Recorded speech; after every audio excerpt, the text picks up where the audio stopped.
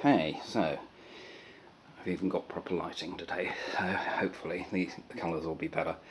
So Erica brings me yet another load of pictures, some that I thought actually belonged to her, but that she says she's getting rid of because she's downsizing in a really big way, going from centre Cambridge to one of the villages. So here are some pictures. Now these would be 125 if anyone is even vaguely interested. So this one is called Ghost Shirt. It's about things that are left behind when we lose someone.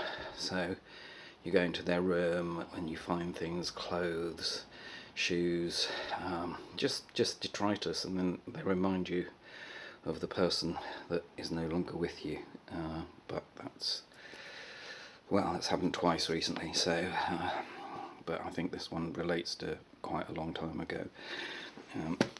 Okay, so this one is called Wuthering. I'll do it so that you can actually see without the light being too drastic. So just a tree, oil pastel and ink. I was told never mix oil pastel and ink, so being a stroppy, that's exactly what I did. Now this is the only etching and aquatint I've ever done.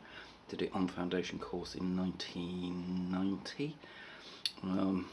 Because there's a whole class, we weren't able to print a lot, but I really quite like this one. I'm quite happy with it, so I don't know whether I want to sell that one at all or not.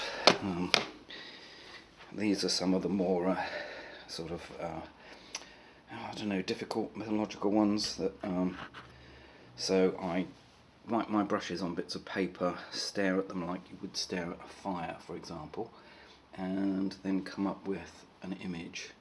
So this one is like two youths in a forest. One of them's found a helmet from a soldier, and they're sort of playing. It's referring to classical Greece, but there's a certain amount of irony.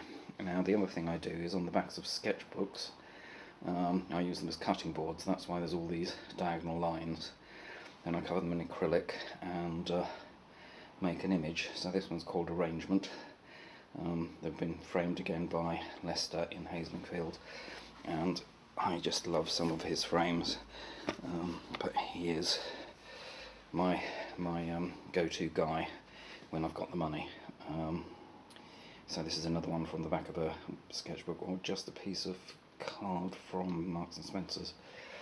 I used to work in the warehouse, and they'd throw stuff into the baler, and I'd sort of rescue it before it got mashed. Now I don't know whether this one's going to actually show at all. It's a rebus, so it's a crab and a tree. Reminds me of stuff from Treasure Annual when I was, I don't know, 8 or something like that. It's a dry point on perspex, so you scratch into it and then you put the ink on and print. So there are slightly more than those, but that was done when I was doing my PGCE at Homerton, just before I became a teacher. So this one is another one of these mythological ones, so it's sort of like a centaur, but at the base you've got Zeus or some other god actually creating the thing, and it's sort of in flux, so not fully formed. That's another one of these where I've wiped my brush and then stared at it until I get an image. And this relates to stand ground, so where I did my main placement for my PGCE, so I had to do a lino print demonstration for, I think it was for the A-level kids, but it might have been year 9 or year 10. It's called These Foolish Things. I printed several on, well, you can see this is on a bit of a bag from, I don't know, stationers somewhere. Printed these on top so you get different effects. Again, wonderful framing, but I might not sell this one. But, you know, you can always make me an offer.